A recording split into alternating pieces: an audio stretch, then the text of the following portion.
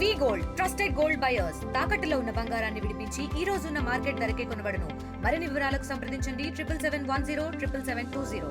Hi hello welcome to RTV. నేను మీ దీప్తి. ఒకప్పుడు comedy అంటే కూల్గా కంపోజ్డ్గా అందరం కూర్చుని నవ్వుకునేలా ఉండేది.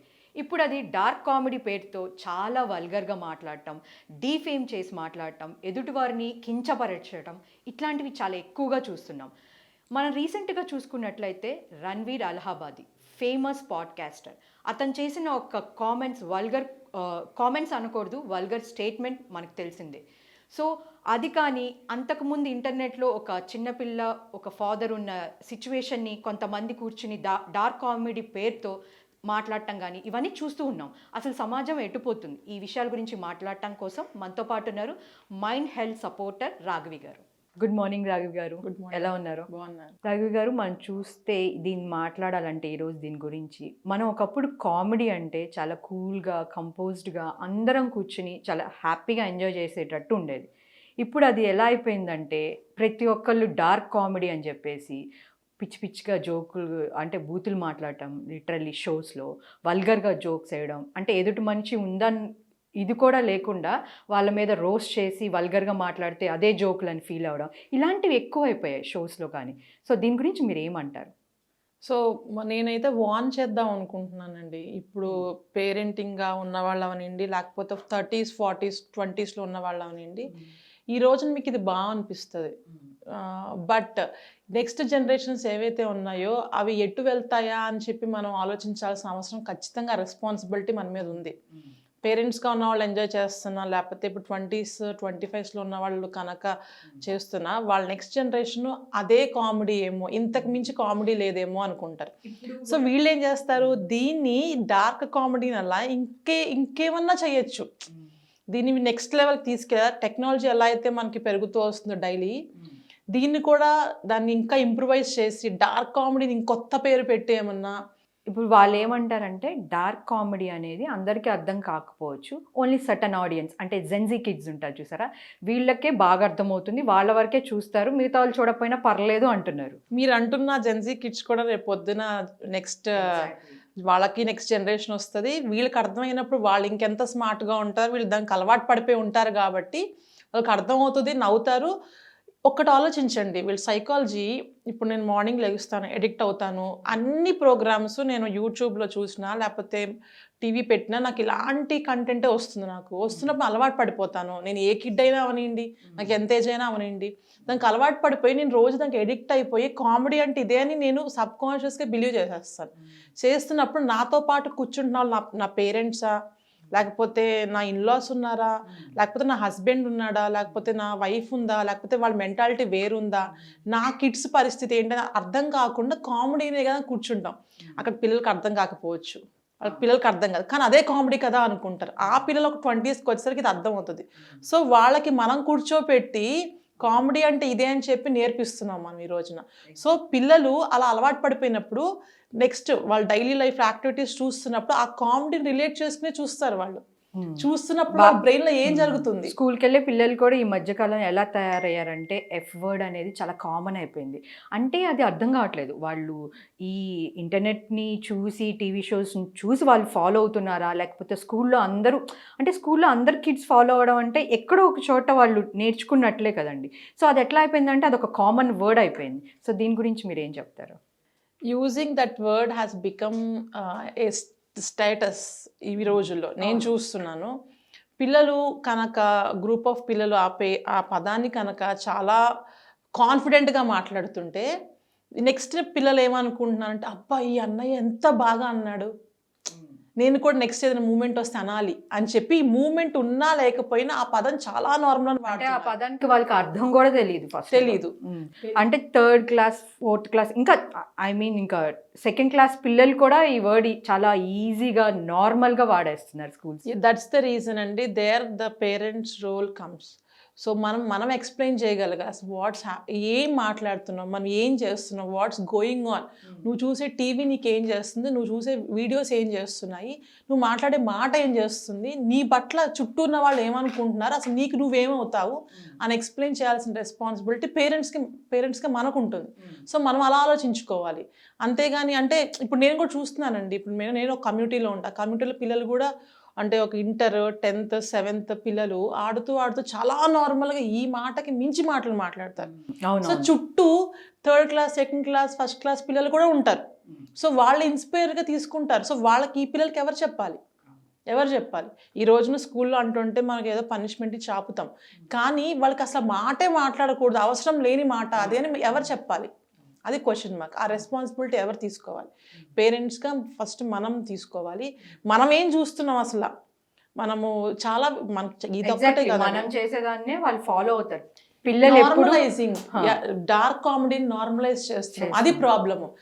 ఇప్పుడు ఇంకా మనం కొంచెం సేఫ్ మోడ్లో ఉన్నాం, బికాస్ ఎవరో ఒక డార్క్ కామెడీ జరుగుతూ ఉన్నప్పుడల్లా మనం మీడియాలో ఎవరో ఒకరిలా మాట్లాడుతూ అపోజ్ చేస్తున్నాం, అందరూ మాట్లాడుతున్నారు. రీసెంట్గా మనం చూసుకున్నట్లయితే ఇప్పుడు నార్మల్ పీపుల్ మాట్లాడితే అంత ఎఫెక్ట్ ఉండదు.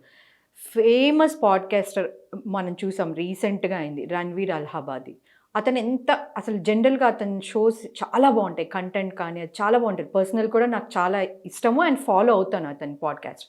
అలాంటి వ్యక్తి డార్క్ కామెడీ పేరుతో ఒక షోలో యూజ్ చేయకూడని వర్డ్ యూజ్ చేశాడు. ఇప్పుడు అది మనం చెప్పడానికి కూడా లేదు కెమెరా ముందు, ఎందుకంటే అతను తెలియకుండా యూజ్ చేశాడు అని అంటాను కూడా లేదు. అదొక ఫేమస్ ఇంగ్లీష్ షోలో పాడ్కాస్ట్లో సేమ్ డైలాగ్ తీసుకొచ్చి యూజ్ చేశాడు. సో అంటే అతను కాన్షియస్లో ఉండే ఆ వర్డ్ని యూజ్ చేశాడు. సో దీని గురించి మీరు ఏం చెప్తారు?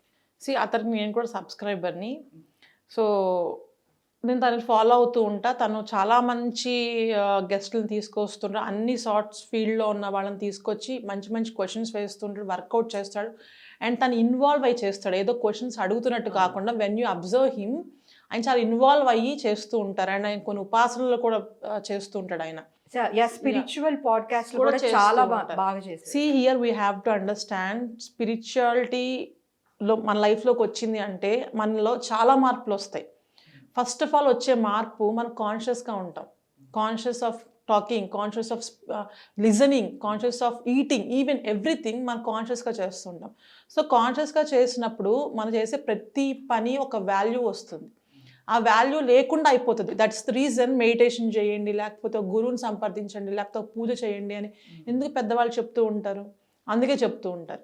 బట్ ఈ వ్యక్తి మాట మాట్లాడాడంటే తను ఆ డైలాగు తను ఏమైతే ఆ క్వశ్చన్ అడిగాడో ఆ లేటెంట్ అనే షోలో లేటెంట్లో అడిగిన క్వశ్చన్ స్టాంప్ వేరే చోట ఒక అమ్మాయి ఇంకో అమ్మాయిని అడిగిన పాడ్కాస్ట్లో స్టాంప్ తీసుకొచ్చి అతను ఇక్కడ రిప్రజెంట్ చేశాడు. సో తను ఏమనుకున్నాడు, నేను వచ్చిన షో డిఫరెంట్ షో, అది కూడా ఒక అమ్మాయి ఎదురుగా నుంచుంటే ఆ అమ్మాయికి కూడా రియాక్షన్ నేను చూశాను. అమ్మాయికి ఏం మాట్లాడాలో ఆ క్షణం అర్థం కాలేదు. అంటే అతను వేసిన జోక్ కూడా అమ్మాయికి ఫస్ట్ ఆఫ్ ఆల్ అర్థం కాలేదు. అసలు ఒక మహిళను అక్కడ ఎదురుగా పెట్టుకుని అతను మాట్లాడుకోని మాట, ఆ వర్డ్ యూజ్ చేయడం అనేది ఎంతవరకు కరెక్ట్ అంటారు?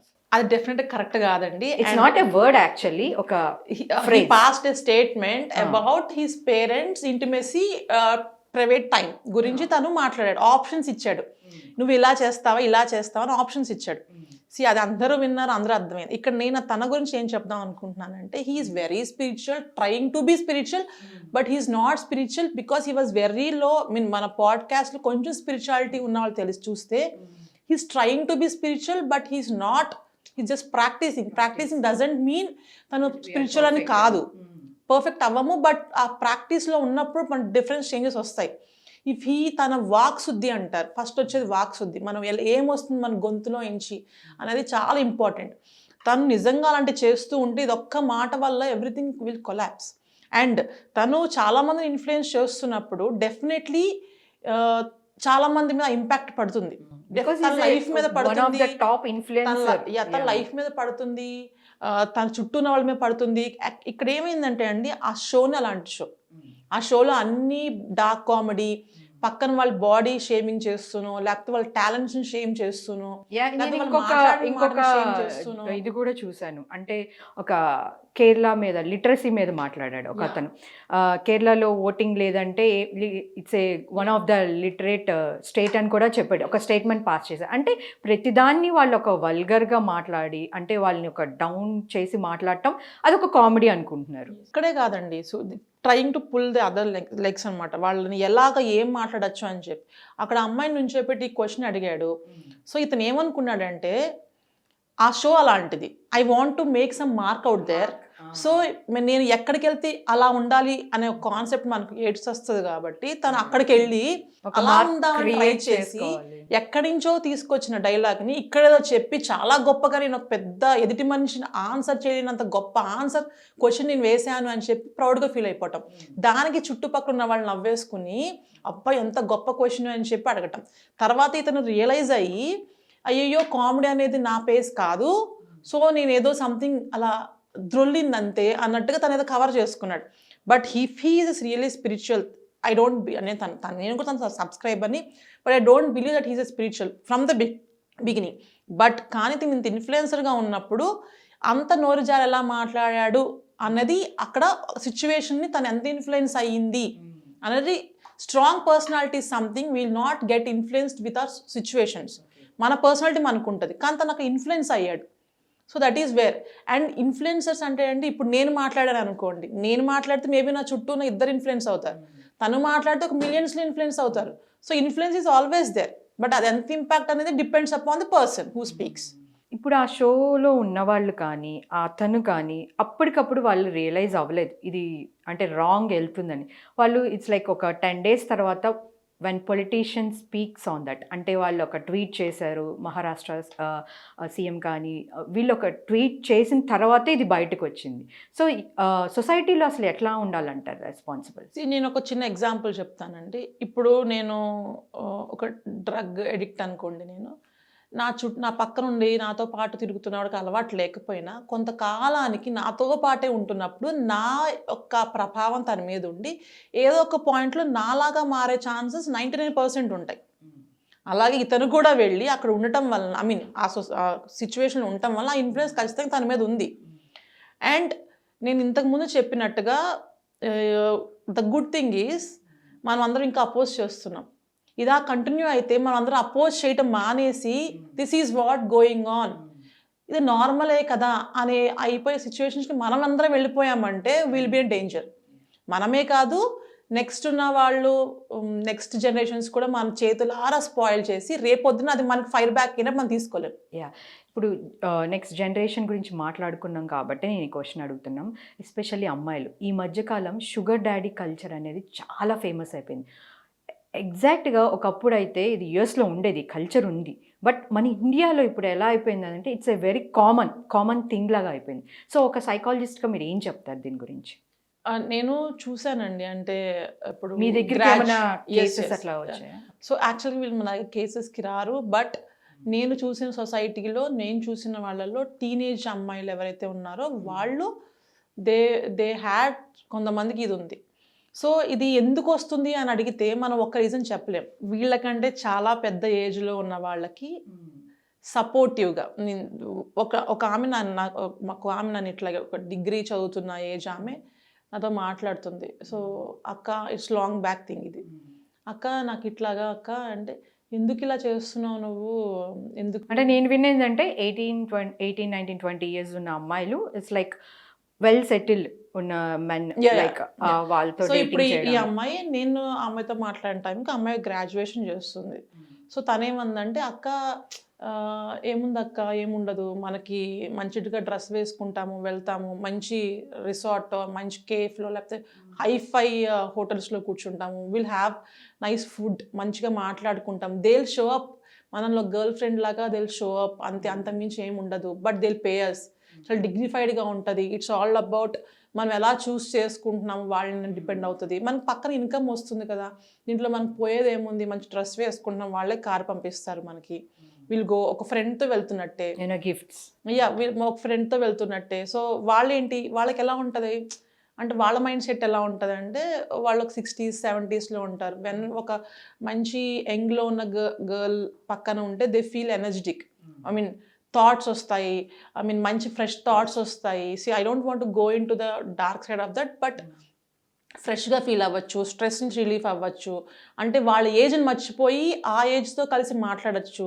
And they can show to their society that I'm having a nice young girls beside me అని థింకింగ్ వాళ్ళకు ఉంటుంది. This is a positive side. Yes this is not positive side. No, from their point of view it's a positive side. Yes ఆ అమ్మాయి దృష్టి నుంచి నాకు ఇలా చెప్తుంది. సో వాళ్ళ దృష్టిలో ఇలా ఉంటుంది. సో దే హ్యాంగ్ అవుట్, కలుస్తూ ఉంటారు మంత్లీ ట్వైస్ అలాగా. సో వాట్ గోస్ బ్యాక్ అనేది చెప్పి మనం టైంకి వదిలేయాలి. It depends upon a girl and that person, we don't know. But ఇది జరుగుతూ ఉన్నప్పుడు అసలు మన కల్చర్ ఎట్లా వెళ్తుందో నాకు అర్థం కావట్లేదు. This is not a culture at all. ఒక అమ్మాయికి తన మీద క్యాపబిలిటీ లేనప్పుడు, తను కష్టపడి తన లైఫ్ తను నిలబడలేని అప్పుడు కదా మనం ఇలా షుగర్ డాడీనో లేకపోతే సాల్ట్ డాడీనో దే సీక్. అసలు ఎందుకు అవసరం ఏంటి? అసలు పేరెంట్స్ ఎంతవరకు గమనిస్తున్నారు?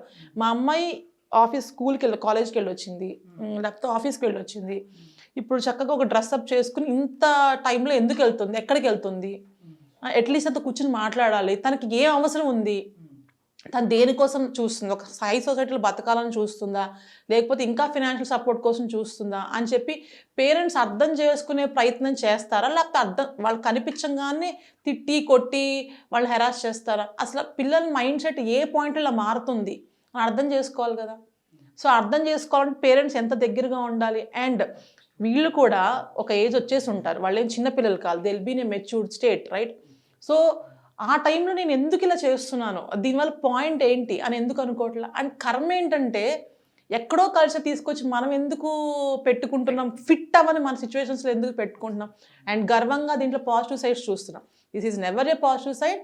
ఇది ఖచ్చితంగా నెగిటివ్గా లీడ్ చేసే పాయింటే.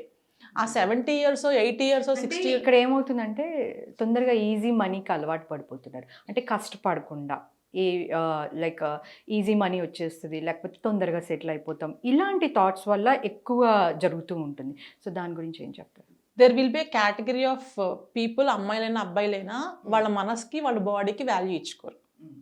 ఇప్పుడు నేను ఒక అతనితో వెళ్తున్నాను నా ఏజ్లో అంటే I should respect my body and also my mind. నా మనసులో ఒకరిని పెడుతున్నానన్నా, లేకపోతే ఒక మనిషిని నేను ఫిజికల్గా యాక్సెప్ట్ చేస్తున్నానన్నా, లేకపోతే వాళ్ళు నా పక్కన ఒక స్టేజ్లో ఉండాలన్నా నాకు నేను రెస్పెక్ట్ ఇచ్చుకోవాలి. నాకు నేను రెస్పెక్ట్ కంటే ముందు నాకు వచ్చే డబ్బులకో నాకు వచ్చే స్టేటస్కో నువ్వు రెస్పెక్ట్ ఇస్తే నీకేమవుతుంది? ఇదే అవుతుంది. సో ఇలాంటి కల్చర్ పెరిగిపోతుంది. ఈజీ మనీకి నువ్వు మనీకి వాల్యూ ఇస్తున్నావు, నీకు నువ్వు ఇచ్చుకోవట్లా, అండ్ నీకు నీ మీద కాన్ఫిడెన్స్ లేదు. నీకు పక్కోడి మీద కాన్ఫిడెన్స్ ఉంది, పక్కోడి మీద వాల్యూ ఉంది తప్ప నీ మీద నీకు లేదు. అలాంటప్పుడు నువ్వేం చేస్తావు? సో ఇలాంటివి జరుగుతూనే ఉంటాయి, ఇలాంటివి పెరుగుతూనే ఉంటాయి. So what I say is at least మీకు మీరు రెస్పెక్ట్ ఇచ్చుకోండి. మీ బాడీకి మీ మనసుకి మీరు రెస్పెక్ట్ ఇచ్చుకుంటే కొంతవరకు ఎక్కడ చేంజ్ రావాలంటారు? డెఫినెట్లీ సెల్ఫ్ చేంజ్ కావాలి. ఇలాంటి వాళ్ళు మాకు అప్రోచ్ అవ్వరు. ఎందుకు అప్రోచ్ అవుతారు? They don't feel that it was something. And అలా ఫీల్ అవునప్పుడు why they will come to some counsellor or something. Parents వస్తారు, మా పిల్లల్లో నాకు ఇలా చేంజ్ కనిపిస్తుంది, ఏం చేయాలి అని చెప్పొస్తారు. జనరల్గా వాళ్ళ సైడ్ నుంచే అది రాంగ్గా ఫీల్ అవ్వనప్పుడు ఎక్కడ చేంజ్ అసలు అనేది స్టార్ట్ అవుతుంది అసలు? వీళ్ళకి చిన్న ఒక మిడిల్ ఏజ్ వచ్చినప్పటి నుంచి సినిమాల్లో హీరోయిన్స్ చూసినప్పటి నుంచి బయట చాలా మంది అంటే పక్కన ఫ్రెండ్స్ చూసినప్పుడు అలా బతకాలి, అలా ఉండాలి, తప్పేంటి అన్న ఒక పాయింట్తో తప్పేంటి వాళ్ళ అవసరము తర్వాత వాళ్ళకి ఎలా అయిపోద్దంటే నాకు కావాల్సిందే అని ఒక స్టాండ్ తీసుకుంటారు. కానీ దానివల్ల వాళ్ళ జీవితం ఏమవుతుందో ఆలోచించుకోరు. వీళ్ళ తప్పే కాదు అని అనుకుంటే వాళ్ళ పిల్లలు రేపు పొద్దున కూడా తప్పే కాదు అనుకునే మైండ్ సెట్లోనే పెంచుతారు. ఎందుకంటే they will not have some standards. వాళ్ళ పిల్లలకి ఏం స్టాండర్డ్స్ ఇవ్వగలరు వాళ్ళు? ఇట్స్ ఆల్ మనం ఎందుకండి పుడుతున్నాం పెరుగుతున్నాం అంటే మన నెక్స్ట్ జనరేషన్కి మనం ఏమి ఇస్తున్నాం అనేది ఇంపార్టెంట్ కదండి. ఎందుకంటే మనం 60 ఏళ్ళు ఉంటాం, 70 ఏళ్ళు ఉంటాం, తర్వాత మనం ఏమి ఇస్తున్నాం నెక్స్ట్? అంటే ఆస్తులు ఒక్కటేనా, లేకపోతే ఎథిక్స్, కల్చర్ ఇవి కూడానా? సో ఇవి కూడా దృష్టిలో పెట్టుకోవాలి. అండ్ ఐ సీరియస్లీ ఏం వార్నింగ్ ఇస్తున్నానంటే ఈ డార్క్ కామెడీని అంటే మీరు ఎలాంటి షోస్ అయినా చూసుకోండి. 10 ఏళ్ల కిందట ఒక షో నేమ్ అందరికీ తెలుసు.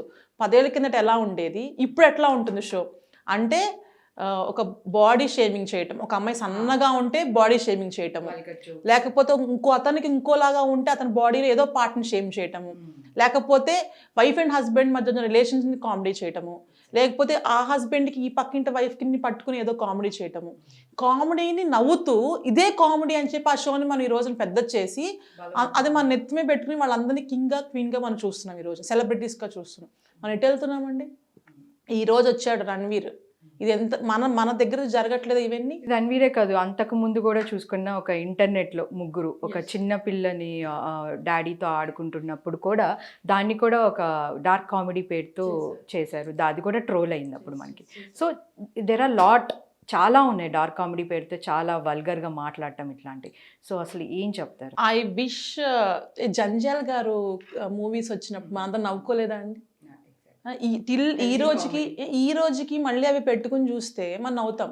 నువ్వు నాకు నచ్చావు మూవీ, వెంకటేష్ అదే కదండి. అందులో ఆ కామెడీ అంతా ఈ రోజుకి ఫ్రెష్గా ఉంటుంది. ఆ రీల్ పాడైపోతుందేమో వేసి కానీ మనం నవ్వుతాం టిల్ డే. అవన్నీ ఎనర్జెటిక్గా పాజిటివ్గా ఉన్న కామెడీ కాదండి. ఎప్పుడుదో చంటబ్బాయి మూవీ అది బాగోదా అండి? జంజాల్ గారు అసలు అలాంటి వాళ్ళు ఈ రోజున ఉంటే మేబీ డార్క్ కామెడీ అసలు ఏంటి ఎంత నీచమైందన్న విషయం అర్థమయ్యేదేమో. కామెడీ సెన్స్ మారిపోతుంది. ఈవెన్ మూవీస్లో కూడా పక్కోడిని అంటాము, లేకపోతే కామెడీ యాక్టర్ని తను తక్కువ చేసి మాట్లాడటము, తను దెబ్బలు తింటుంటే నవ్వటము. అంటే మనకి ఏం చూపిస్తున్నావు? పక్కోడిని కొడుతుంటే నువ్వు కామెడీ చేయాలి అని. అంటే కామెడీ తెలియకుండానే ఈ రోజు వచ్చిందని డార్క్ కామెడీ అని, బట్ తెలియకుండానే దాని దారి పట్టాలు తప్పింది. ఎప్పుడు పక్కనోళ్ళని ఇన్సల్ట్ చేయడం, పక్కనోళ్ళని వల్గర్ గా మాట్లాడటం, పక్కనోళ్ళని డౌన్ చేసి మాట్లాడటం కామెడీ అనుకుంటున్నాను. Comedians are not to make them down. వాళ్ళని డౌన్ చేయడానికి అలాంటి మూవీస్ ఎన్ని డైలాగ్స్ ఉన్నాయి. మనం కొట్టడం, తిట్టడం, పిల్లలతో కొట్టించడం, లేకపోతే పిల్లలు ఏదో మాట్లాడటం, పిల్లలు పెద్దవాళ్ళని తిడుతుంటే పిల్లలతో కూడా కామెడీ. అసలు హెల్దీ కామెడీ మీనింగ్ పోయిందండి. హెల్దీ కామెడీ మీనింగ్ అది ఈ రోజు మనం ఎవరితో కూర్చొని చూడగలమా అండి? పేరెంట్స్ కూర్చుంటే చూడలేము. ఒకవేళ నవ్వామనుకోండి పొరపాటు, మనకి అది అర్థమైనట్టు ఉంటుంది. మనం ఎటుపోతుంది సమాజం? సొసైటీని నాశనం చెయ్యొద్దు. మన ఇన్ఫ్లుయెన్స్ అవ్వచ్చు, అవ్వకపోవచ్చు, యూట్యూబ్లో మన మొహం ఉండొచ్చు, ఉండకపోవచ్చు, బట్ ప్రతి ఒక్కరు ఒక రెస్పాన్సిబిలిటీ ఉంటుంది. నెక్స్ట్ మనం ఏంటి, ఈరోజు మనం చేసే పనికి రేపేంటి, అది దృష్టిలో పెట్టుకుని ముందుకెళ్ళాలి. కామెడీని, డార్క్ కామెడీని ఈ పనికిమాలను పేర్లు పెట్టుకుని మన పనికిమాలను వేసుకుని వాడు మాట్లాడిన మాట ఏంటండి? అదే నువ్వు పేరెంట్స్ వాళ్ళ పేరెంట్స్ ఏమి అపోజ్ చేయరంటారు. ఈ పేరెంట్స్ ఉన్నారు కదా, వాళ్ళ పేరెంట్స్ ఫ్యాక్ట్ ఈస్ దట్ మనం ఏదో ఫిజికల్ ఇంటిమసీలో పార్టిసిపేట్ చేస్తేనే పిల్లలు పుడతారని యూనివర్సల్ ఫ్యాక్ట్. 10th క్లాస్ పిల్లవాడికి కూడా తెలుసు. నువ్వు వచ్చి గొప్పగా మైక్ పట్టుకుని మాట్లాడేది ఏముంది? నువ్వు పెద్ద క్వశ్చన్ అడిగితే ఎదుటి వాళ్ళు అఫెండ్ అయిపోయి ఆన్సర్ చెప్పకపోయేది ఏముంది? ఆ అమ్మాయి చెప్పుండాల్సింది. ఐ విష్ ఆ అమ్మాయి చెప్పుండాల్సింది. ఆ అమ్మాయికి అర్థమై ఉంటే ఫస్ట్ అడగాల్సిన క్వశ్చన్, ఏరా బాబు నువ్వు వెళ్ళి చూసావా ఈ లోపల? మీ పేరెంట్స్ యాక్సెప్ట్ చేస్తారా? చెప్పు, ఎలా చేసావు చెప్పు, నేను ఇంకో చేస్తాను అని సంథింగ్. ఏదో ఒక బికాజ్ ఇట్స్ ఫన్, రైట్? ఇప్పుడు అతను చేసిన ఫన్ అయినప్పుడు ఈ అమ్మాయి చేసిన ఫన్ అతను చాలా పాజిటివ్గా తీసుకోవాలి అప్పుడు. బట్ ఆ టైంలో అమ్మాయికి నాకు తెలిసి బ్లాంక్ ఉంటుంది. సో ఎక్కడయో కల్చర్స్ తీసుకొచ్చి పెట్టాలని చూడొద్దు. అండ్ ఐ విష్ ఇలాంటి జరుగుతున్నప్పుడల్లా మీడియా చాలా గట్టిగా అపోజ్ చేయాలి.